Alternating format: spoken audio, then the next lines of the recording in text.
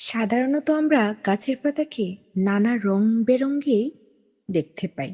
গাছের পাতা প্রধানত ক্লোরোফিল নামক রঞ্জকের কারণে সবুজ দেখায়, যা সূর্যালোক থেকে নীল ও লাল আলো শোষণ করে এবং সবুজ আলো প্রতিফলিত করে। সালোক সংশ্লেষণ প্রক্রিয়ার জন্য এই সবুজ রং অপরিহার্য। তবে শরৎকালে বা পুষ্টির অভাবে ক্লোরোফিল নামক কমে গেলে ক্যারোটিনয়েডের কারণে পাতা হলুদ, কমলা ও লাল বর্ণ ধারণ করতে পারে। পাতার রঙের বৈচিত্র্য এবং কারণ অনেক আছে।